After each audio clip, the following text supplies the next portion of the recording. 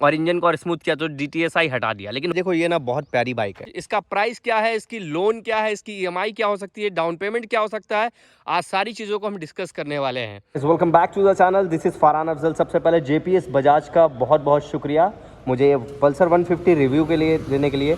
अगर आपको accessories sales किसी भी चीज़ का इन्फॉर्मेशन चाहिए, मैं लिंक और कॉन्टैक्ट डिटेल को डिस्क्रिप्शन में डाल दूंगा, आप यहाँ पर इंक्वायरी कर सकते हैं।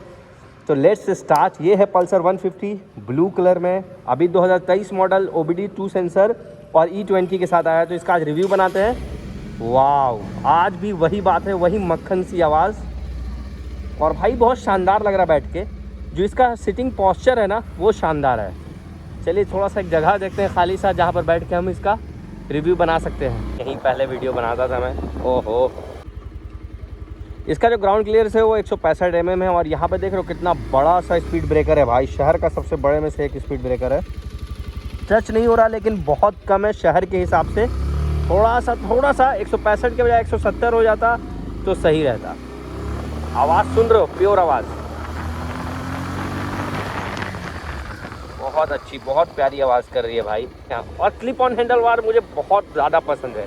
इसमें एक और अच्छी बात होती है, अच्छी बात ये होती है कि अगर एक साइड गिरी बाइक तो पूरा हैंडल चेंज करने का जरूरत नहीं है, आप एक साइड का हैंडल चेंज कर सकते हो। अब बात करते हैं सबसे पहले इसके प्राइसिंग का। तो ऑन रोड प्राइस जो झारखंड में पड़ता है वो पड़ेगा 1,44,259 रुपये का। अगर एक शोरूम की बात करें तो 1,22,263 रुपये है। बाकी अगर आप बोलोगे डाउन पेमेंट कितना करना पड़ेगा, तो मिनिमम जो डाउन पेमेंट पड़ेगा भाई इस अमाउंट में वो आपको 40,000 के लगभग का पड़ेगा, 35 से 40,000 ये आपको डाउन पेमेंट देना ही पड़ेगा। अगर लेकिन ये भी है कि आपका सिविल अगर अच्छा है, आपका जो सिविल क्रेडिट रिपोर्ट है वो अगर अच्छा है तो आप 20 से 25,000 के बीच में उठा सकते हो। 150 2023 model with OBD sensor 2 and ethanol 20 fuel है। नए चेंजेस है, 2023 मॉडल है। यहाँ पर पल्सर 150 चमक रही है भाई। इन्होंने डिसकंटिन्यू करने का सोचा लेकिन still Pulsar 150 the legend is back with a boom. Let's see, let's discuss कि क्या क्या नए चेंजेस हैं। ऑल ओवर जो पहले बाइक का लुक है, जो वॉक अराउंड है, वो मैं दिखा देता हूँ कि कैसा है, क्या क्या चीज़ें चेंज हुई है, क्या आपको इसमें नहीं पसंद आने वाला, क्या पसंद आने वाला, क्या चेंजेस होने चाहिए थे जो नहीं हुए। Let's discuss it. तो फ्रेंड्स, अभी मैं इसकी बात स्टार्ट करूँगा फ्रंट प्रोफाइल से ही, लेकिन उससे पहले आप इसको थोड़ा सा 10 सेकंड के लिए देख लीजिए।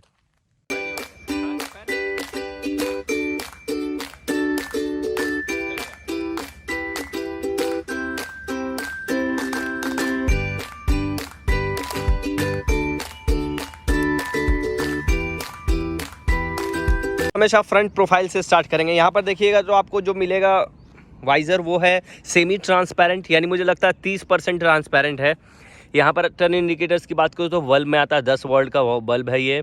इसे LED में होना चाहिए था। 2 पायलट लैंप है और आज भी यहाँ पर अगर देखिएगा तो जो हेडलाइट है, फ्रंट हेडलाइट है, वो भी हैलोजन में आता है। मैं एक बार जला के दिखा देता हूँ। मुझे लगा था शायद ये चेंज हो जाएगा लेकिन अभी चेंज नहीं हुआ है। ये देखिए जो लाइट है वो हैलोजन ही है और रिफ्लेक्टर है, लेकिन इसके जगह पे LED आ सकता था। मैं रिकमेंड वही करता हूँ क्योंकि ये काफ़ी साल से चला आ रहा है एक ही चीज़, थोड़ा सा इन्हेंसमेंट चाहिए था। यहाँ पर देखिएगा मडगार्ड में तो कार्बन फाइबर का टेक्सचर है जो कि फेक है। फ्रंट डिस्क की बात करूँ तो भाई शानदार ABS आ गया है, ये अच्छी बात है। मतलब ABS पहले भी देता था। यहाँ पर अगर टायर सेक्शन की बात करूँ तो 80/100 टायर सेक्शन है जो कि सफिशिएंट है 150 cc में। अब मैं इधर से घूम के साइड प्रोफाइल की बात करूंगा। यहाँ पर ग्राफिक्स दिया गया है जो ब्लू कलर में है और पल्सर का 3D एम्ब्लेम है जिसके नीचे ये जो पैटर्न है वो ब्लैक है। इसको ब्लू कर सकते थे, may be neon blue type का, तो थोड़ा ज़्यादा अच्छा लगता। यहाँ अगर मैं बात करूँ इसके साइड प्रोफाइल में, इस साइड तो यहाँ पर जाली दिया गया है, यहाँ पे भी कार्बन का टेक्सचर देने की कोशिश की गई है। यहाँ पीछे में भी ये ग्राफिक्स थोड़ा ज़्यादा अट्रैक्टिव लग रहा है। यहाँ पर 150 का लोगो है। मैं टैंक की बात करूँ तो 15 लीटर की टैंक है जो एक आपको अच्छी रेंज देगी भाई। इसका जो माइलेज है लगभग 50 के लगभग है। तो इसका जो माइलेज निकल कर आएगा, जो ऑल ओवर 15 लीटर डलाने के बाद आपको सोचना नहीं है कि कितना दूर पे पेट्रोल दोबारा डलाना है। इथेनॉल 20 क्या होता है? इथेनॉल 20 होता है भैया, आप 80% पेट्रोल डालिए, 20% इथेनॉल डालिए, उसके बाद इसमें फ्यूल इफिशियंसी बढ़ जाएगी और फ्यूल का जो कॉस्ट है वो कम होगा। कीज़ की बात करूँ तो कीज़ नॉर्मल सी है। अब इसको स्टार्ट कर ही लेते हैं। यहाँ पर बटन्स की बात करूँ तो यहाँ पर है पासिंग लाइट, अपर बीम, लोअर बीम। यहाँ पर टर्न इंडिकेटर्स के लिए का बटन दिया गया है। यहाँ पे हॉर्न है जिसको सुन लिया जाएगा, जो काफ़ी ज़्यादा झनकारी आवाज़ है, थोड़ा बेसी होना चाहिए था लेकिन ठीक है। यहाँ पर बात करूँ तो इंजन किल स्विच है। अब इस बाइक की प्योर आवाज़ को सुना देता हूँ मैं।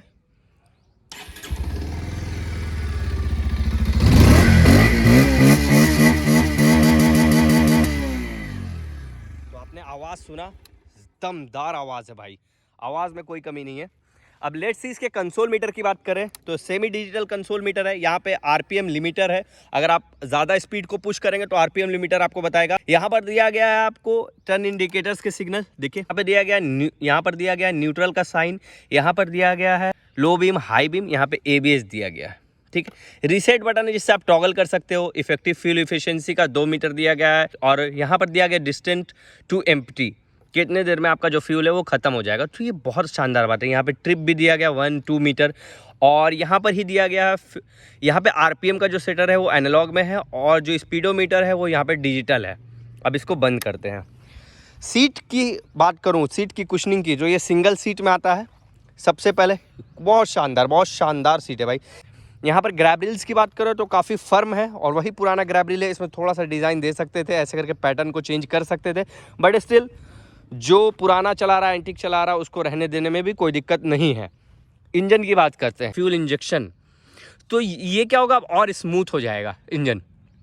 पर जैसे मैं चला कर लाया तो मुझे वैसा कुछ मतलब एक आइडेंटिकल चेंज नहीं दिखा, बट हो सकता है कि कुछ दिनों बाद सर्विस कराने के बाद इंजन में रिफाइनमेंट और ज़्यादा आए। वही पुराना 150 सीसी का इंजन है, 13.8 bhp का पावर है और 13.25 न्यूटन मीटर टॉर्क है, जो कि काफ़ी सफिशिएंट है। पावर के नेचर का इंजन तो ये पहले से ही था, इस इंजन में पावर ऑलरेडी था। क्योंकि देखो अभी क्या हुआ कि 125 सीसी में जब फ्यूल इफिशिएंसी लाया इन्होंने, एफआई लाया, बढ़ाया फ्यूल इफिशिएंसी को और इंजन को और स्मूथ किया तो DTSI हटा दिया, लेकिन 150 में अभी भी DTSI ट्विन स्पार्क इंजन है। यहाँ गियर शिफ्टिंग की बात करूँ तो 4 स्ट्रोक है, ठीक है, और गियर 5 गियर के साथ आता है, एक नीचे की तरफ लगेगा, 4 ऊपर की तरफ लगेगा। फुट रेस्ट की बात करूँ तो काफ़ी शानदार दिया गया परिवार को ध्यान रखते हुए, लेकिन देखो फुट रेस्ट दिया तो अच्छा गया, लेकिन इसका जो बिल्ड क्वालिटी है फुट रेस्ट का वो थोड़ा सा सही नहीं लग रहा, आप देख रहे होगे। यहाँ पे जो साइड फुट रेस्ट दिया गया है लेडीज़ के लिए, फैमिली के लिए बहुत अच्छा है। ये वही नाइट्रोक सस्पेंशन है जो कि मल्टी लेयर एडजस्टमेंट कर सकते हो आप इसमें, जो कि एक अच्छी बात है। यहाँ पर चेन कवर की बात करूँ तो ये मेटलिक है और फर्म है, मतलब अच्छी क्वालिटी का है। इंजन क्रॉल की बात करना भूल गया था, 125 सीसी में जो इंजन क्रॉल आता है NS में, तो वो तो बिल्कुल काम का नहीं है और ये भी लगभग वैसा ही है। लेकिन हाँ, ये बोल सकते हो कि ये जो 3 चीज़ दिया गया बस इससे थोड़ा सा ज़्यादा प्रोटेक्शन है इसमें। सीट हाइट की बात करूँ तो सीट हाइट है इसका 785 mm, जो कि काफ़ी सफिशिएंट है, लेकिन सीट थोड़ी चौड़ी है। इस वजह से जो आपका हाइट होना चाहिए 5 फुट 6 इंच या उससे ऊपर का होना चाहिए, तो आप इसको बहुत अच्छे तरीके से चला लोगे। यहाँ पर मैं आपके एग्जॉस्ट की बात करूँ तो इसके ऊपर एक पैनल लगाया गया है, ठीक है, जो कि मेटलिक है, लेकिन मैं ये बोल दूँ कि इसमें प्रीमियम और आ सकता था। एक स्टील का जो सिल्वर कलर में आता है वो ज़्यादा सुंदर लगता है इसमें, ठीक है। टायर हगर गार्ड के साथ साथ यहाँ पे बैक प्रोफाइल में टायर के साइज़ की बात करूँ, पीछे देखो ड्रम ही ब्रेक है, डिस्क नहीं है। दे सकते थे, लेकिन डुअल डिस्क दे सकते थे, भले ABS नहीं देते, डुअल डिस्क दे सकते थे। यहाँ पर देखिएगा तो 100/90 17 इंच के अलॉय पे ये टायर है, जो कि काफ़ी बड़ा है, इससे बड़ा करने की ज़रूरत भी नहीं थी। पीछे अगर देखें तो टर्न इंडिकेटर जो है आपको वो भी हैलोजन ही है। बैक प्रोफाइल में यहाँ पर LED लगाया गया है, जो बहुत अच्छा लग रहा है। शुरू से आपको यही आ रहा है, ये रिफ्लेक्टर है यहाँ पर। अब मैं राइट साइड की बात करूँ तो यहाँ पे किक लीवर दिया गया है, किक लीवर को हटाया नहीं गया। 150 सीसी के होने के बाद भी ज़्यादा चेंजेस नहीं थे, इसलिए वीडियो बहुत बड़ा बनाने का कोई मतलब नहीं बनता है। लेकिन यहाँ पर आप बताइएगा कि आपको ये बाइक कैसी लगी, क्या आप इसके लिए जाओगे और किन किन लोगों के पास 50 पल्सर 150। भाई देखो ये ना बहुत प्यारी बाइक है, वजह ये है कि ये बहुत सदियों से चली आ रही है, बजाज को इसने संभाला है।